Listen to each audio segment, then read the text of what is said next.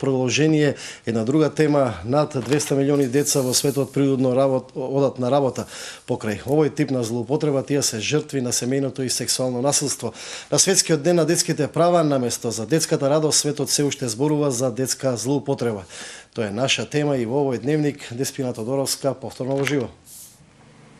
Така, Маријан, точно 25 години насекаде во светот на овој ден се одбележува денот на детето. Овој ден кој што треба да не потсети дека децата и натаму се најголемите жртви на семејното насилство и дека нивниот труд секојдневно се злоупотребува. Овој ден кој што треба да не поттикне да размислиме како можеме да им помогнеме на овие деца. Повеќе на оваа тема во дневникот во живо разговарам со психологот Јана Зенговска од првата детска амбасада во светот Меѓаши. Зенговска, во 21. век, наместо да разговараме за радоста и среќата кај децата, најактуелно и натаму е нивната злоупотреба. Кои форми на злоупотреба кај децата се најактуелни, најчести во светот, па и во Македонија? Добро вечер до вас. Семејното насилство со години е најактуелен форма на злоупотреба на деца, физичко, психичко и занемарување кај децата, тоа и во светски рамки, не само кај нас. Злоупотреба на детскиот труд, питачење, препродавање, вршење на тешки физички работи, како и сексуалната злоупотреба или сомнежи за сексуална злоупотреба.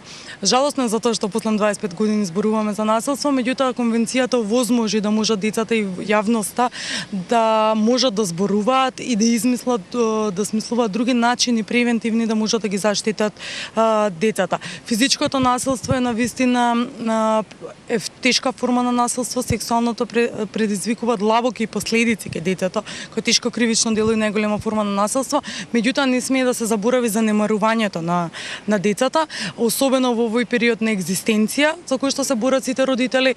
Занемарувањето за нас не представува само неводење грижа за оптималното здравје на децата, хигиената и така натаму, туку занемарувањето представува и неводење соодветна комуникација со децата, игнорирање на децата и на нивните потреби.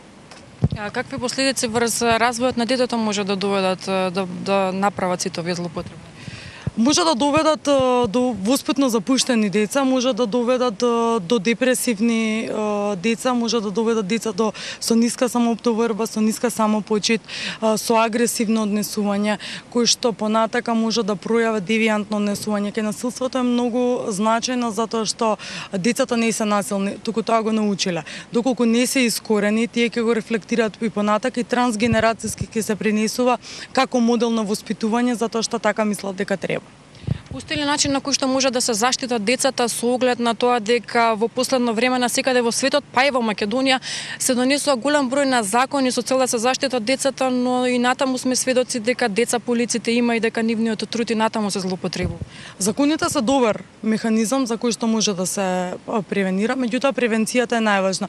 Ние вчерашниот ден кажавме дека нашето мото е заедно да изградиме култура на превенција и да им дадеме надеж на нашите деца, заедно со Македонски телеком и Рамстар. Меѓутоа, превенцијата подразбира стимулативни програми. Превенцијата разбира рано препознавање и неигнорирање на знаците кои што се покажуваат на насилство или злоупотреба на деца. Сигнализирање на соодветните институции на системот кои што се со цел да ги заштитиме децата. Треба граѓаните да знаат дека сите ние сме одговорни и сите ние треба да информираме доколку забележиме одредени форми на насилство кај детето, особено во градинките и во училиштата, каде што воспитувачите и учителите поминуваат подолго време можеби со нашите деца од тоа што ние поминуваме со нив. Јас благодарам за разговорот. Порака по повод Светскиот ден на детето испрати председателот Ѓорги Иванов, која потенцираше важноста на децата во секое општество, како и важноста за зачувувањето на традиционалните семејни вредности. Повеќе за ова предлагам да слушнеме од прилогот. Децата имаат право на живот и здравје, развој, заштита, образование и еднакви можности, без разлика на полот, етничката, верската и социјалната припадност. Денес насекаде во светот се слави Денот на детето, ден кој треба да не потсети на сите тешкотии со кои се соочуваат малите ширум светот. Децата се почесто се жртви на семено насилство и сексуална злоупотреба. Наместо во училишните клупи, светските податоци говорат дека повеќе од 200 милиони деца работат на улица. Во Македонија над 2000 деца секојдневно живеат под ведро небо и без родителска грижа. Во својата порака по повод меѓународниот ден на детето, председателот Иванов ја потенцираше важноста за заштита на децата и семејните вредности. Правата на детето представуваат основа на слободата, правдата и мирот во светот. Од почитувањето на нивните права зависи иднината на секоја држава. За кого инаку градиме патишта ако не за нашите деца? За кого градиме училишта и спортски сали? Дали можеме да имаме економски раст ако дозволиме да се занемари најважното во нас, а тоа е грижата за нашето потомство?